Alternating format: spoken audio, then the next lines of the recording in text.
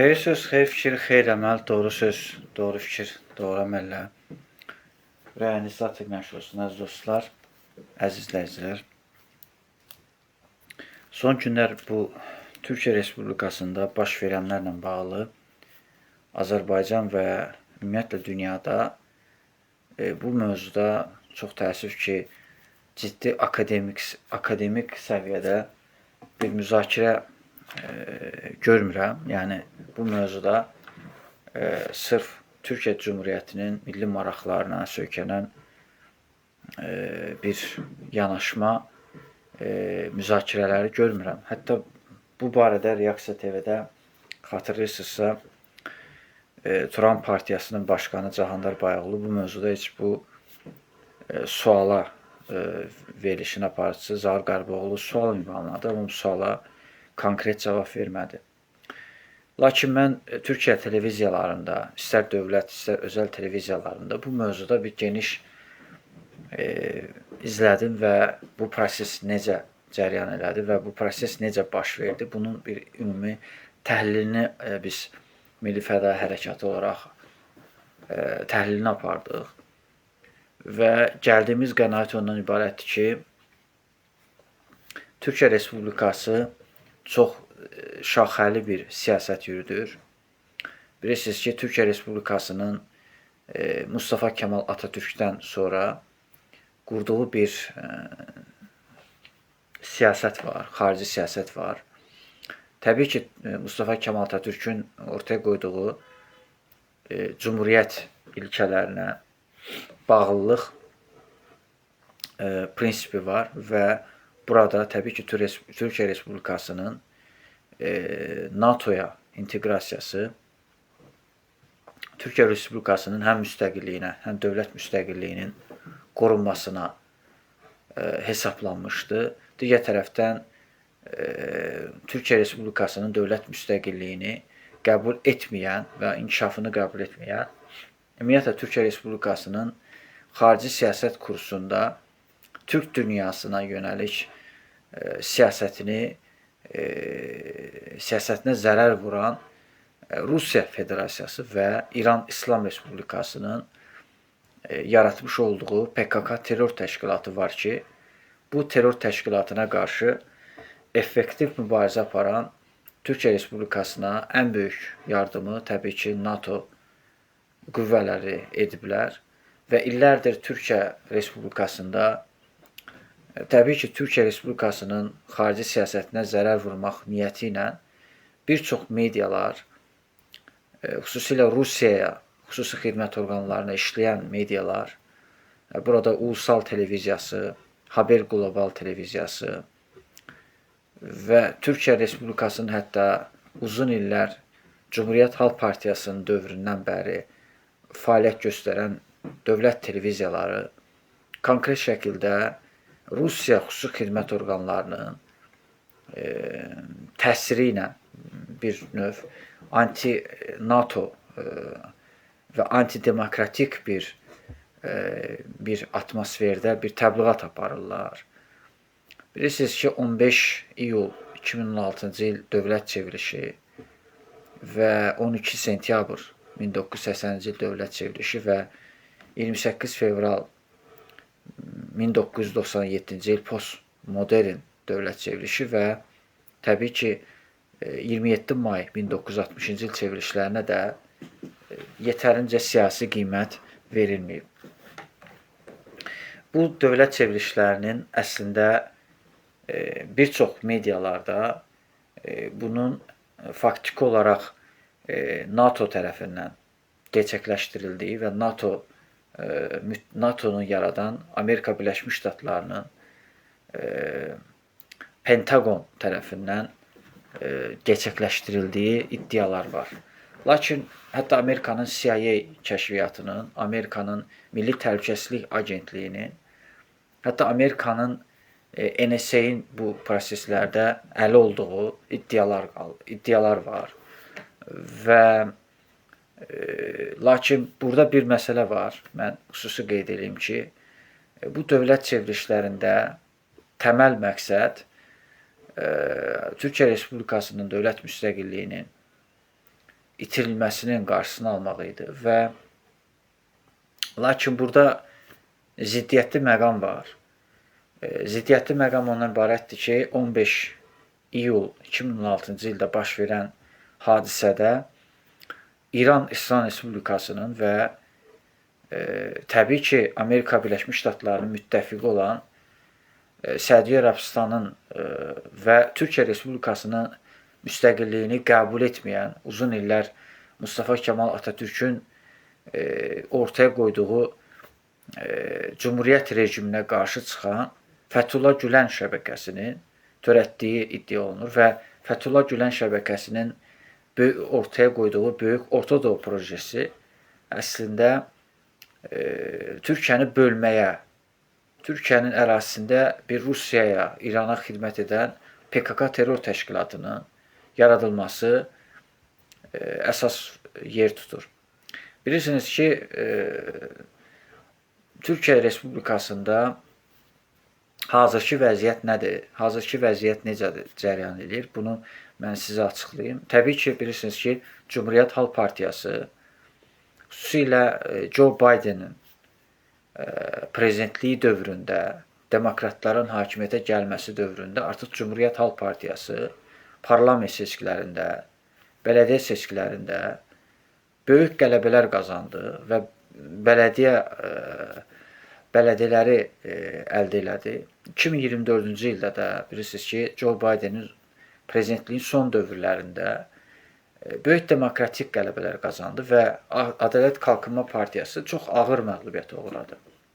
Hətta 2019-cu ildə İstanbul Böyükşəhər Bələdiyyəsində keçmiş baş nazir, hal-hazırda Türk Dövlətlər Təşkilatının Ağsaqqallar Şurasının sədri Binali Yıldırım seçkini ikinci turda məğlub oldu və bilirsiniz ki, 2023-cü ildə, 2019-cu ildə və 2 dəfə Cumhuriyyət Halk Partiyası prezident seçkilərində cəmi 20% fərqlə seçkidə məğlub oldu. Təbii ki, Cumhuriyyət Halk Partiyası 74-cü ildə, 70-ci illərdə və təbii ki, Türkiyə Cumhuriyyətinin qurulmasında əvəzsiz rol oynayıb. Bilirsiniz ki, 1923-cü il 29 oktyabrda Türkiyə Cumhuriyyəti qurulub və 23 aprel 1920-ci ildə isə Türkiyə Cumhuriyyətinin Böyük Millət Məclisi 158 nəfərin iştirakı ilə və Amasya, Sivas konqresləri ilə və o Milli Qurtuluş Hərəkatı dövründə Mustafa Kemal Atatürkün, ulu öndərimizin rəhbərliyi altında Erzurum, Sivas, Amasya konqreslərin çağırılması nəticəsində bir heyət-i ümumiyyə formalaşır və İstanbulun Osmanlı İmperiyasının paytaxtının işğal olunması nəticəsində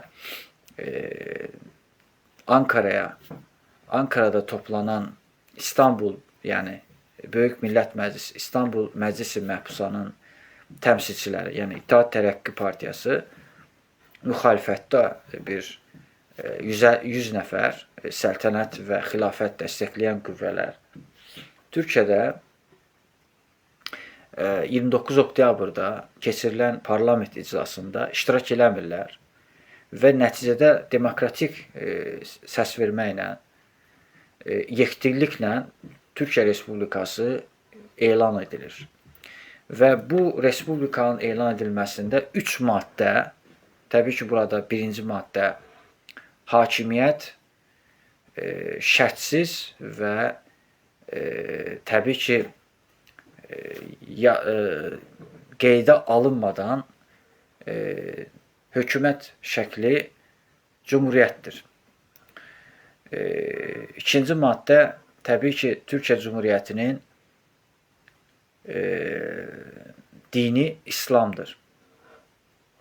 Və bu maddələr səsverməklə qərarlaşdırılır və 158 nəfər Türkiyə Cumhuriyyətinin həm prezidentini, həm baş nazirini seçirlər və burada prezident Mustafa Kemal Atatürk, baş nazir isə İsmət İnönü, yəni Milli Qurtuluş Hərəkatında Osmanlı imperiyasının müdafiə nazirinin məsləhətçisi, yəni Fevzi Çakmaq Paşanın məsləhətçisi seçilir.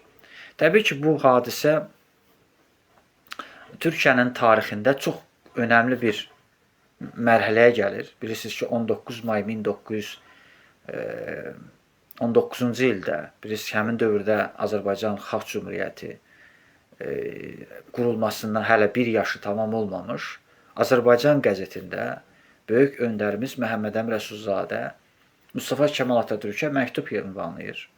Bu məktubda gərəkirsə Azərbaycan Xalq Cümhuriyyəti 15 sentyabr 1918-ci ildə Batum müqaviləsi əsasında Azərbaycana Gəncədən dəvət olunan Qafqaz İslam Ordusu Nuru Paşanın rəhbərliyi altında Azərbaycanın ərazi bütövlüyü bərpa olunduğu kimi Osmanlı İmperiyasının Anadolu torpaqlarının Yunan, İngilis, İtalyan, Fransız işğalından, İngilis işğalından xilası üçün Azərbaycan Xalq Cümhuriyyəti gərəkən hərbi yardımları əsirgəməyəcəyini bildirir.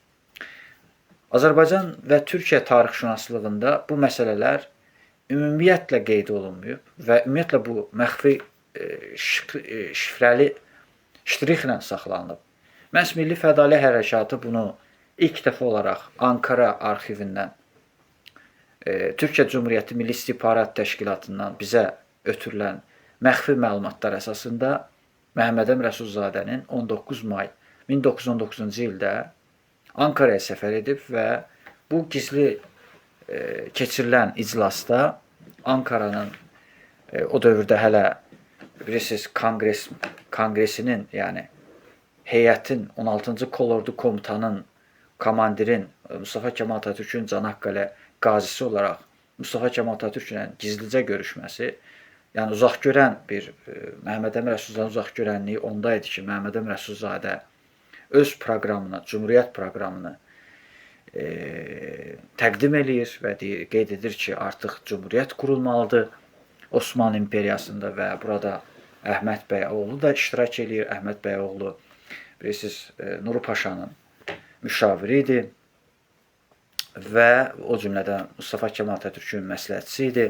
O cümlədən bu görüşdə Əlbi Hüseynzadə də iştirak eləyib. Əlbi Hüseynzadə Füzat qəzetinin baş redaktoru idi və Azərbaycan Respublikasının ideoloqu idi. Və təbii ki, bu millətçilərin görüşməsi Məhəmməd Əmin Rəsulzadə və Mustafa Kemal Atatürkün qardaş və dost münasibətdə olduğunu və dünya siyasətində müasir bir Türk dünyasında parlament, respublika quruculuğuna yeni bir töhfə yaradırdı. Mustafa Kemal Atatürk məhz ərazi bütövlüyünü bərpa edərək Cümhuriyyəti elan edirdisə, Məhəmməd Əmin Rəsulzadə əvvəlcə dövlət müstəqilliyini elan edib, demokratik, çox partiyalılığa söykənən və bir ölkə qurub, ondan sonra parlamentin və demokratik bir cəmiyyət əsasında parlamentin iradəsi ilə hərbi səfərbərlik elan edilmək yolu ilə və diplomatik yollarla, beynəlxalq hüquq normalarına söykənərək məhz Paris Sülh Konfransında əldə olunan razılıqla Azərbaycan Xalq Cümhuriyyəti ərazi bütövlüyünü bərpasından sonra paytaxtını Bakı şəhərinə köçürür. Və bilirsiniz ki, 1919-cu ilin mayında Azərbaycan Xalq Cümhuriyyəti artıq parlamentinin yaranmasının hələ bir yaşı tamam olmayıb. Amma hələ Cümhuriyyətin elanının bir yaşı tamam olmayıb. Məhəmməd Əmin Rəsulzadə Ankarada Türk gəncliyinə müraciət ünvanlayır. Bu müraciətdə nə deyilir? Sənin önündə böyük vəzifə var. Yoxdan bir bayraq, ideal bir rəmz yaratdın. Parlament binası üzərindən yanıq irəliləymiş bu bayrağı bir daha indirməyəsən. Bu uğurda ya qazi, ya şəhid olacaqsan. Bir kərə yüksələn bayraq bir daha enməz. Və bundan əlavə onun daha bir Türk gəncliyinə müraciətində fəxr elə, qardaş, Oğuz xan bəy aslında ilk mədəni üsul idarə, cümhuriyyət üsulu quran sənsən deyə yazırdı. Və Məhəmməd Əmin Rəsulzadə milli təsanüt nəzəriyyəsini yazaraq orada Mustafa Kemal Atatürkə məhz cümhuriyyət ilkələrinin konsepsiyasının necə hazırlanması ilə bağlı Məhəmməd Əmin Rəsulzadə Mustafa Kemal Atatürkə məsləhətlər verir. Baxın, Azərbaycan tarixşünaslığında bir kəlmə bu mövzuda yoxdur. Lakin bizim Türkiyə Cumhuriyyəti Milli İstihbarat Təşkilatının bizə verdiyi gizli arxivlərdə və bu məxfi saxlanılır. Bunu biz dövlət sirri kimi heç bir halda hardan əldə etdiyimizi, kimdən əldə etdiyimizi və Milli İstihbarat Təşkilatının əməkdaşının kim olduğunu biz bunu açıqlaya bilmərik.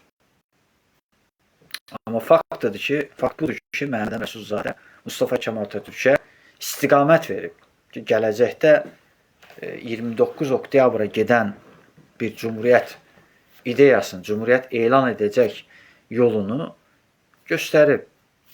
Və Məhəmməd Əmin Rəsulzadə bilirdi ki, Azərbaycan Xalq Cumhuriyyəti nə vaxtsa itirilsə belə bərpa oluna bilər və Anadolu torpaqlarında da bir Türk Cumhuriyyəti qurula bilər. Bunun bir yol xəritəsini Milli Təsanüt kitabında geniş şəkildə bunu açıqlayıb. Ona görə də dostlar, tarixi ciddi araşdırmaq, tarixi mənbələrə söykənərək araşdırmaq çox vacibdir. Son günlər Azərbaycan-Türkiyə arasında xoşa gəlməyən çox çirkin kampaniya aparırlar. Xüsusilə Zəngəzur dəhlizinin, Trip dəhlizinin açılmasından sonra Türkiyə mətbuatında Azərbaycanın Amerika Birləşmiş Ştatları arasında Vaşinqton görüşünü çox ciddi tənqid edirlər. Bundan əlavə Türkiyə Cumhuriyyətinin prezidentinin, vitse-prezidentinin Ermənistanda paytaxtı İrəvan şəhərinə Avropa Siyasi Birliyinin, ölkə prezidentimizin cənab İlham Əliyevin iştirak etmədiyi, onlayn şəkildə qoşulduğu tədbirdə birbaşa iştirakını kəskin şəkildə qınayan Real TV-nin baş redaktoru Mirşahin Ağayevi gördük. Baxın, bu qara PR kampaniyası 2021-ci ildə cənab prezident İlham Əliyevin və Türkiyə Cumhuriyyətinin prezidenti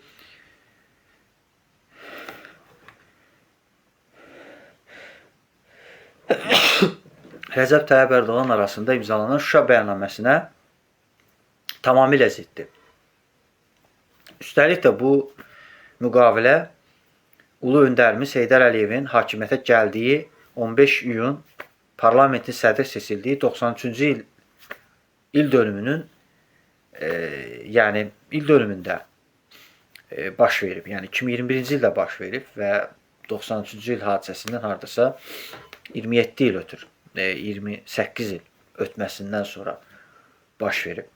Və ümumiyyətlə Batum müqaviləsi ilə bağlı 11 maddəlik maddə ilə bağlı Azərbaycan tarixşünaslığında və Osmanlı arxivlərində gizli saxlanılıb. Hətta bunu da biz Türkiyə Cumhuriyyəti Milli İstihbarat Təşkilatından əldə edərək paylaşmışıq.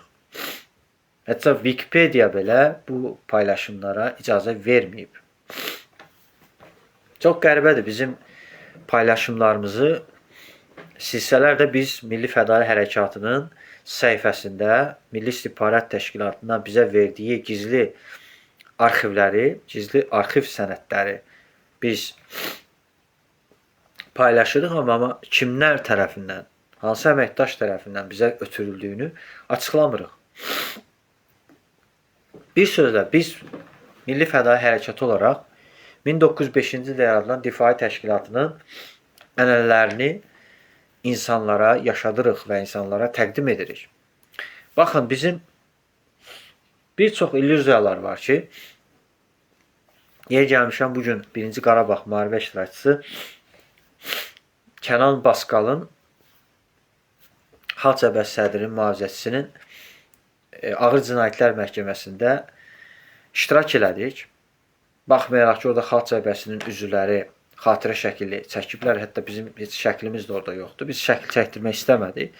Bunu həm də partiyanın daxili işinə qarışmamaq kimi qiymətləndirdik. Amma baxırsınız ki, bəzi hallarda insanlara belə bir yalan informasiya yayırlar ki, güya ki, Xalq Cəbhəsi üzvlərindən hansısa xatirə şəkli çəkən, İlham Əliyevi dəstəkləyən insanlar, ailələri təqib olunurlar və onlar işdən azad olunurlar. Bunlar hamısı yalandır. Biz belə bir şeylərə, belə oyunlara getməyəcəyik. Bunu yadınızda saxlayın və bizim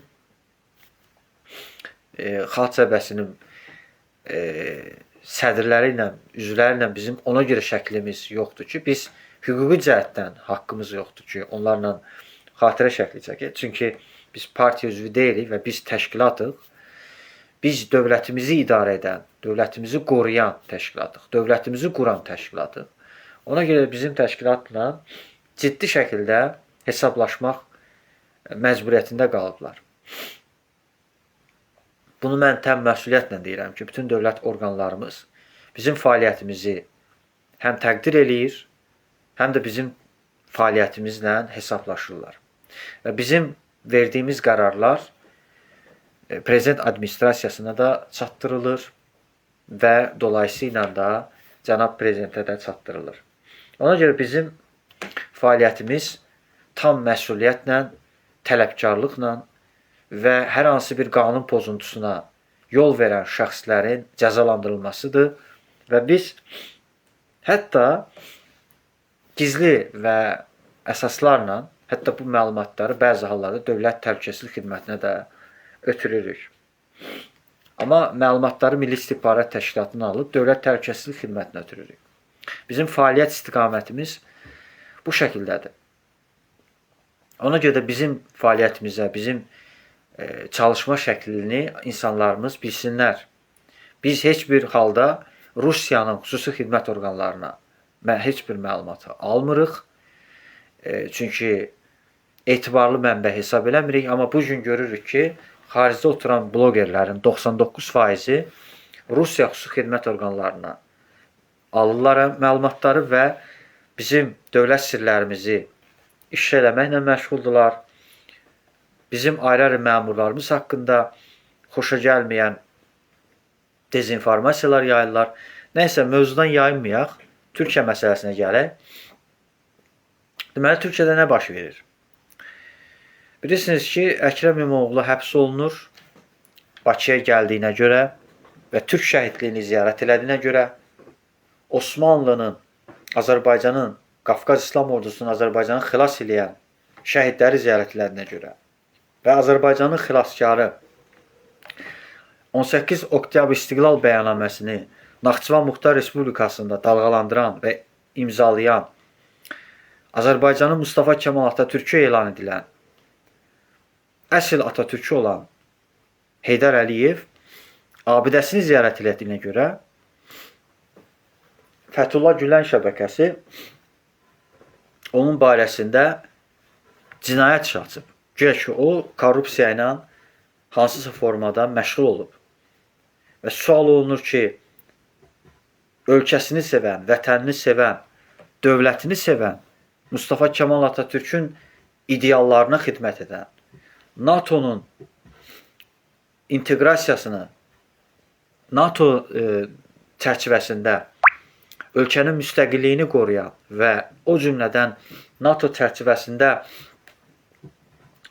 ölkənin milli maraqlarını qoruyan, PKK terror təşkilatı ilə əməkdaşlıq etməyən bir bələdiyyə başqanını prezidentliyə namizədliyini irəli sürdüyünə görə ona cinayət işi açmaq Fəthullah Gülenin, yəni 15 Temmuz terror hadisəsini törədən şəbəkənin törədəcəyi əməldir.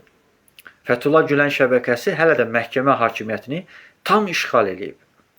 Və məziyyət bundan ibarətdir ki, Cumhuriyyət Halk Partiyası keçirdiyi mitinqlərdə açıq-aşkar biz bunu da paylaşdıq ki, hətta parlament iclaslarında bunu açıq şəkildə ifadə elədilər ki, bu yargı darbesidir. Bu sivil darbedir. Yəni əvvəl hərbi formada bu çevriliş edirdilərsə, indi hakim paltarında çevriliş edirlər. İndi baxın nə baş verir. 12 Eylül darbesində, 12 sentyabr dövlət çevrilişində nə baş vermişdi? Siyasi partiyaların fəaliyyətini dayandırmaq, partiyanın ofislərinə əl qoymaq və s. İndi nə qərar veriblər? Partiyanın qurultayı keçirilir və partiya 2 dəfə qurultay, 3 dəfə qurultay keçirir və 38-ci qurultayda Özgür Özel 3 dəfə partiyanın sədri seçilir. Və partiya nizamnaməsinin pozulması iddiası ilə Özgür Özel'in məhkəmə qərarına, Ankara Bölgə Məhkəmə qərarı ilə Özgür Özel'in partiya sədrliyindən mərhum etmə qərarı verilir.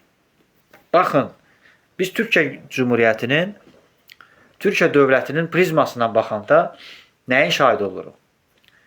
Sanki Türkiyəni yadelilər işğal eləmiş kimi tam olaraq demokratiyanı darmadağın etmək, Mustafa Kemal Atatürk'ün yolu ilə gedən partiyanı məhv eləmək, bölücülüyə və partiya daxili qarşıdurmaya çevirmək və Suriyaya çevirmək. Türkiyəni hal-hazırda Türkiyənin hazırki prezidenti Rəcəb Tayyip Erdoğan, Fəthullah Gülənin tələbəsi açıq-aşkar Türkiyəni Suriyadan Böyük Orta Doğu projesi eş başkanı elan edən 2002-ci ildən baş nazir olduğu dövründən eş başkanı elan edən bir ölkənin prezidenti özünü sultan kimi aparan, özünü padişah kimi aparan, Osmanlı padişahı kimi aparan bir rəhbər Türkiyəni Osmanlı qaranlığına, Osmanlı səltənətinə gətirmək istəyir və özü sarayda oturur. Şah sarayında oturduğu kimi prezident sarayında oturur və konkret olaraq bu adam Çankaya köşkündə deyil, ümumiyyət özünə bir saray yaradıb və konkret olaraq Türkiyəni orta əsr feodal düşüncə ilə Türkiyəni İslamlaşdırmaq, Türkiyənin ərəbin əsarətinə, ərəb xilafətinin əsarətinə məhkum etmək niyyəti ilə ölkəni uçuruma aparır. Baxın, vəziyyət nə yerdədir? Türkiyə Respublikasının konstitusiyası kobud şəkildə tapdalanaraq qeyri-qanuni məhkəmə qərarları çıxarılır və demokratik qüvvələrə qarşı çox ciddi şəkildə ədalətsiz bir qərarlar çıxarılır. Bugün Azərbaycanda müxalifətdə olan siyasi partiyaların heç biri bizim kimi, Milli Fədali Hərəkatı kimi məsələlərə bu şəkildə yanaşma ortaya qoya bilmir.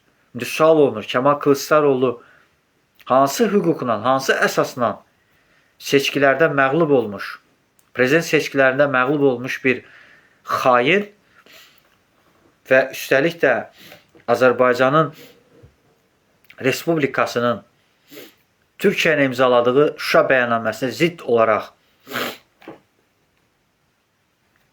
faktiki olaraq Azərbaycanın əleyhinə Azərbaycanı parçalayan bir xəritə çizməsi, Azərbaycan Respublikasının ərazisini oraya daxil etməməsi hansı prinsiplərə, hansı milli maraqlara xidmət edir? Mustafa Kemal Atatürk'ün hansı ilkələrinə xidmətdir bu?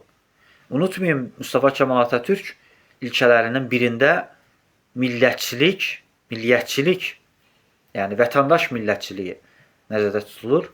Cumhuriyyətçilik, dövlətçilik, xalqçılıq, laiklik, yəni sekulyarlıq, devrimcilik, yəni inqilabçılıq və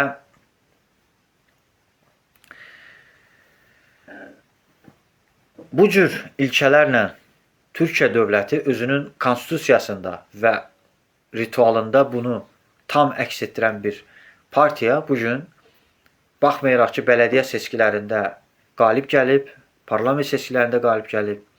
Amma ölkə bugün elə vəziyyətə gətirilib ki, bugün hökumət mediası, Türkiyənin hökumət mediası açıq-aşkar Özgür Özelə qarşı qara PR kampaniyası aparırlar. Və bir qrup öyrədilmiş şəhid ailələri iddia qaldırır ki, güya Özgür Özel PKK-çılarla, yəni DEM partiyası ilə əməkdaşlıq eləyib. Halbuki bugün DEM partiyası ilə ən çox görüşən Recep Tayyip Erdoğan'dır. Və parlamentin sədri Numan Qurtulmuşun köməkçisi Pərvin Mundadır. Kimdir o? Terörist bir, hətta həmin parlamentdə sədr müavinidir.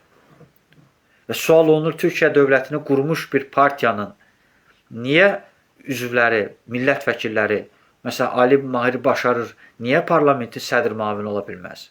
Niyə parlamentin sədr ola bilməz? Baxın, Cumhuriyyət Halk Partiyası o dərəcədə demokratikdir ki, hətta bugün Cumhuriyyət Halk Partiyasının partiya sıralarından xaric etmə qərarını belə Nizam-İntizam Komissiyası, Təftiş Komissiyası və məclis qərar verir. Ali Məclis heyəti qərar verir. Yəni, onlar qərar verməsə, Cumhuriyyət Halk Partiyasının sədri məhkəmə qərarı ilə sədr olan Kəmal Kılıçdaroğlu qərar verə bilməz. Çox təəssüf ki, Azərbaycan televiziyalarında Türkiyədə baş verənlərlə bağlı çox geniş bir analitik müzakirələrə mən şahid olmadım. Nə xaricdə fəaliyyət göstərən medialar, istər Azad Söz telekanalı, istər Sevinç Osman qızı kanalı, istər Düz Danışaq TV, Əli Oğuzun rəhbərlik etdiyi Oğuz televiziyası, heç bir televiziya, hətta Azərbaycan Dövlət Televiziyası, İctimai Televiziya, Real Televiziyası heç bir bu məsələləri bu cür obyektiv şəkildə təhlillər aparamır. Və biz Türkiyədə baş verən hadisələrə necə olur ki, Türkiyədə Azərbaycan iqtidarı haqqında tənqidlər bildirilir və bunlar medialarda işıqlandırılır və az qala buna qınamalar gəlir və hətta deyirlər Azərbaycanın daxili işinə qarışmaqdır. Amma biz gəlib Türkiyə haqqında nəyisə danışanda insanlar belə qıcıqlanırlar. Hətta biz türk dilində danışanda bizə deyirlər ki, siz Türkiyə Respublikasının vətəndaşısınızmı? Çox çirkin bir kampaniya dövrü, kampaniya aparırlar və bu çox iyrənc şəkildə aparılır. Mən bu iyrənc təbliğatın dayandırılmasını tələb edirəm. Xüsusilə 28 may bizim Cumhuriyyət bayramımız. Təəssüflər olsun ki, Türkiyədə təntənəli şəkildə qeyd olunmur. Hətta Cumhuriyyət Halk Partiyası özü bunu qeyd eləmir. Cumhuriyyət Halk Partiyasının səhifələrində bu təbliğ olunmur. Halbuki Mustafa Kemal Atatürkün Məhəmməd Əmin Rəsulzadə haqqında xatirə kitabında səndən 3 sənə doğulmuşam, bu bayraq enməz demisən, bu bayraq sənin əlindən alıb Türkiyə üzərindən dalğalandırmışam. Bu bayraq enməz demisən, bu bayraq enməyəcək şüarını deyən bir Mustafa Kemal Atatürkdən danışırıq. Biz qısa olaraq bunu sizə açıqlama bildik və vəziyyət bu cürdür. İndi nə baş verəcək Türkiyədə? Türkiyə prezidentliyə namizəd Özgür Özel nə qərar verəcək? Hələ ki, bu qaranlıq qalan məsələdə, hələ ki, partiyada ciddi müzakirələr gedir. Yəqin ki, qurultay keçiriləcək və qurultay əsasında partiya öz qərarlarını verəcək. Və əminliklə deyirəm ki, Cumhuriyyət Halk Partiyası hakimiyyətə gələcək. Türkiyə dövlətini qurmuş partiya hakim partiya olacaq və Türkiyəni qurmuş partiya, Türkiyəyə demokratiya bəxş eləmiş, çox partiyalı bir ölkə qurmuş bir partiya bugün mütləq hakimiyyətə gəlməlidir. Mən sizə əminliklə deyirəm ki, dilimizi qorumaq, vətənimizi qorumaq, dövlətimizi qorumağın bir yolu var. Türkiyə Cumhuriyyətinin Azərbaycanda hərbi məktəbləri olmalıdır. Türkiyənin Azərbaycanda Azərbaycan Türk Universitetindən əlavə, Yunus Əmrə İnstitutundan əlavə, Atatürk liseyindən əlavə mütləq mənada Azərbaycanda hərb məktəbləri olmalıdır. Cəmşid Naxçıvanski hərbi məktəbi kimi. Komanda birliklərini hazırlayan, Səlcuq bayraqdarları yetişdirən mütəxəssislərin yetişdirdiyi bir mərkəzlər olmalıdır. Baxın, Azərbaycanda TİKA var. TİKA'nın filialı var Azərbaycanda. Türkiyənin Azərbaycandakı səfirliyi var. Amma hətta Azərbaycanda Atatürk mərkəzi var. Amma bunlar qarşılıqlı olaraq kifayətsiz, sadəcə bu bir qeyri-hökumət təşkilatı və təhsil səviyyəsində əməkdaşlıqdır. Hərbi səviyyədə hələ geniş bir əməkdaşlıqdan biz danışa bilmərik. Sadəcə iki tərəfli bir görüşlərlə, iki tərəfli əməkdaşlıq var. Amma niyə Azərbaycan ərazisində, Naxçıvanda, indi deyilənə görə Nasosun ərazisində Türkiyənin hərbi bazası var. Amma bizim Bakımızda Türkiyənin hərbi bazası niyə olmasın? Niyə Azərbaycanda rus məktəbləri bağlanmasın? Mən bunu dəfələrlə insanlara açıqlamışam. Azərbaycanda rus məktəblərinin olmasının nəticəsidir ki, anti-Azərbaycan təbliğatı, anti-Türk təbliğatı geniş tüyğan edir. Bu yaxınlarda Barometr TV adlı bir dələduz bir kanal, reket bir kanal, televiziya kanalı gedib reydlər aparmışdı. Anti-Türk təbliğatı. Siz fikir verirsiniz, Türkiyə Cumhuriyyətinin Azərbaycanda fəaliyyət göstərən bir dönərxanada güya bunlar standartlaşma metrologiya patent idarəsinin bir filialı, mətbuat xidməti kimi gəlib insanlara yol göstərirlər. Bu yol verilməz bir haldır. Azərbaycan Türkiyənin mütləq mənada hərbi məktəbləri və hərbi bazalar olmalıdır. Türkiyənin özündə Azərbaycan hərbi bazalar olmalıdır. Bu, Türkiyə dövlətinin Azərbaycana münasibətini dəyişdirəcək.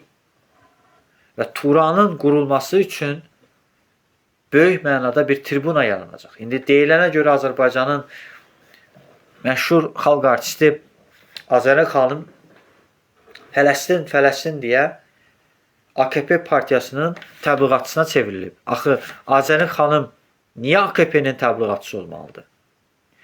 Bəli, dövlətlər səviyyəsində, prezidentlər səviyyəsində təqdirə layiq haldır ki, cənab prezidentimizlə birlikdə Şuşada çırpınırdı Qara Dəniz şeirini, mahnısını ifa elədi. Azərbaycanın himnini və Türkiyənin dövlət himnini ifa elədi. Bu, qürur verici bir haldır. Biz dövlət rəhbərlərimizə hər zaman hörmətlə yanaşırıq. Heç bir zaman onları təhqir etmirik. Amma bugün Azərbaycanda Türkiyənin dövlət rəhbəri, Türkiyədə isə Azərbaycanın dövlət rəhbəri dəfələrlə təhqir olunur və efirlərə çıxarılır. Abırsızlıqla, həyasızlıqla efirlərə çıxarılır. Və bilirsiniz, vaxtilə Rəcəb Tayyip Ərdoğan bir bəyanat yaymışdı. Qarabağa necə girmişiksə, İsrailə elə girəcəyik. Bu, xoşagəlməz bir bəyanatdır. Və xəbəriniz olsun ki, İranın artıq prezidenti Pezeşkiyan rəsmi məlumata görə istifa verib. Görünən odur ki, İranın və Rusiyanın ortaq xüsusi xidmət orqanları ciddi iş aparıblar. Biz dövlət məmurlarımız haqqında, hətta bu yaxınlarda biz Türk-Azərbaycan qardaşlığına töhfə verən bizim hörmətli icra başçımız Adil Əliyevin haqqında Türkiyədə Fəthullah Gülen şəbəkəsi ciddi şəkildə onun barəsində ədalətsiz bir məhkəmə hökmü çıxarıb və Türkiyəyə girişinə qadağa qoyub. Çox həyasızlıqla bu qərar verilib. Adil Əliyev bilirsiniz ki, Kickboxing Federasiyasının fəxri prezidentidir. Hazırki prezidentidir və çox bu hərəkəti, bu əməli törədən insanlara ar olsun. Adil Əliyev Qarabağ qazilərinə diqqət qayğı göstərdiyinə görə özünə o Fövqəladə Hallar Nazirliyindən qovulmuş, özünü AKP-nin dəstəkçisi göstərən, hətta bizim bir feminist Nərmin Şahmazadənin milli qəhrəmanımız Mübariz İbrahimovu təhqir elədiyinə görə Nərminə qarşı belə bir şov göstərmişdi. Gəlmişdi bizim yanımızda Araz Musayev. Araz Musayevin nə savadı, nə biliyi, nə intellekti var ki, bizim icra başçımız haqqında böhtan, yalan, dezinformasiyalar gəlir. Bax, bugün Azərbaycan televiziyalarında icra başçılarımız haqqında, nazirlərimiz haqqında, prezidentimiz haqqında, vitse-prezidentimiz haqqında çox iyrənc bir təbliğat aparılır. Türkiyədə də Azərbaycan əleyhinə, Azərbaycanda Türkiyə əleyhinə bir kampaniya davam etdirilir. Bunu yığışdırmaq lazımdır. Bu kampaniyaya son qoymaq lazımdır. Azərbaycan-Türkiyə qardaşlığı xalqlar arası, dövlətlər arası prezident səviyyəsində əməkdaşlıqdan gedir. Və ona görə bizim yolumuz bəllidir və bizim hədəfimiz bəllidir. Biz belə insanlara qarşı amansız olacaq. Biz son damlamıza qədər Məhəmməd Əmin Rəsulzadə və Mustafa Kemal Atatürkün yolu ilə gedəcəyik. Və biz bu yolu son damla qanımıza qədər gedəcəyik. Bizə dəfələrlə israr ediblər ki, Novxanı kəndinə gedərkən Atatürkün şəklini yığışdırın. Türk şəhidliyinin önünə gedərkən bizə dəfələrlə deyiblər ki, Mustafa Kemal Atatürkün şəkillərini yığışdırın. Bu şərəfsizlər, bu ləyaqətsizlər qalmırlar ki, biz Azərbaycanın qurucusuna, Türkiyə Cumhuriyyətinin qurucusuna öz sayğılarımızı heç bir zaman əsirgəməyəcəyik. Başdan ayağa yalan yazırlar ki, güya ki Mustafa Kemal Atatürk Azərbaycan Xalq Cumhuriyyətinin işğal olunarkən Pankratov 11-ci Qırmızı Ordunun komandanı Yalamadan Azərbaycan sərhədlərini keçərkən Xəlil Paşa xəyanət edib. Xeyr, Azərbaycana xəyanət edən Ənvər Paşa olub. O Ənvər Paşa müdafiə naziri olarkən Nuru Paşaya tapşırıq verib ki, Mudros müqaviləsinə görə Qafqazı tərk eləsin. Osmanlı işğal altına düşməsəydi, sizcə Azərbaycan işğal olunardımı? Azərbaycan 28 apreldə işğal olunardımı? Osmanlı işğala məruz qalmasaydı, Azərbaycan Xalq Cumhuriyyəti yaşayardı. Görün, birilərinin qeyrəti çatırmı bunu desin? Mənlikləri, ləyaqətləri çatırmı bunu desin? Hər tərəfdən bizim səsimizi boğurlar. Hər tərəfdən Mustafa Kemal Atatürkün ünvanına, Məhəmməd Əmin Rəsulzadənin ünvanına yalan dolan yağdırırlar. Biz Məhəmməd Əmin Rəsulzadənin əziz xatirəsinin önündə bizim Götürk dövlətimizin, Bilgə xaqanının bizə vəsiyyət elədiyi özünə dön, totemlərimizə dönün deyə biz Bozqurd işarəsi göstərərək Bozqurd səsi çıxartdıq. Biz dünyaya göstərdik ki, Şərq və Türk aləmində ilk demokratik respublikanın qurucusuna və dövlətimizin üçrəngli bayrağının altında biz Bozqurd simvolumuzu əsirgəmirik. Siz harda gördünüz 28 mayda? Hansı siyasi partiya, hansı nazirlik, hansı icra hakimiyyəti Novxanlı kəndinə gəlib Məhəmməd Əmin Rəsulzadəyə sayğılarını göstərib və Rəsulzadənin abidəsinin önündə cənab prezidentə dəstəyini bildirib? Harda görmüsünüz bunu? Bunu yalnız Milli Fədali Hərəkatı gerçəkləşdirib. Və bizim təşkilatımız heç bir yerə bənzəmir.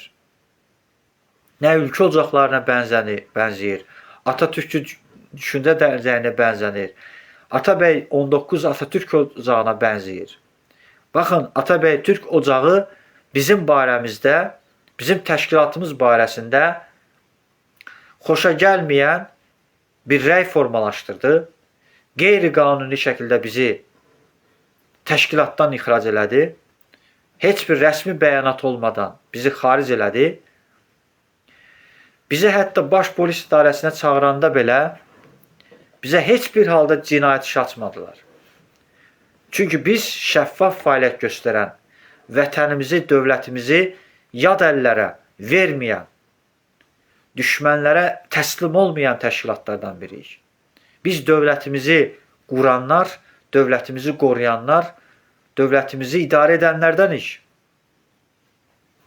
Bizim sıralarımızda məxfi saxladığımız insanlar var ki, onlar bugün dövlət qulluğunda dövlətə xidmət edirlər. Qeyri-hökumət təşkilatlarında bizim sıralarımızda olmuş insanlar var. Və bizim sıralarımızdan çox insanlar yetişiblər. Sadəcə biz onları məxfi saxlayırıq, onların təhlükəsizliyi üçün məxfi saxlayırıq. Və bizim Avropada Faiq Vidadioğlu adlı mədəniyyət şöbəsinə rəhbərlik edən sədrimiz var. Bizim sədrimiz barəsində həbs hökmünü çıxartdılar Nərimanov rayonunda. Biz bugün Azərbaycanda beynəlxalq təşkilatlar tərəfindən, beynəlxalq insan haqları təşkilat tərəfindən siyasi məhbusa çevrilən 400-ə yaxın siyasi məhbusun sərbəst buraxılması üçün bütün qüvvəmizlə Azərbaycanda məhkəmə proseslərini izləyirik. Müəyyən fikirlərimizi səhifəmizdə paylaşırıq və obyektiv bir şəkildə məhkəmə proseslərinə təhlillər aparırıq. Biz əminik ki, hər biri azadlıqda olacaqlar. Qarşıdan gələn Silahlı Qüvvələr günümüzü və 26 iyun Silahlı Qüvvələr günü münasibətilə ürəkdən təbrik edirəm. Tanrı Türkü qorusun.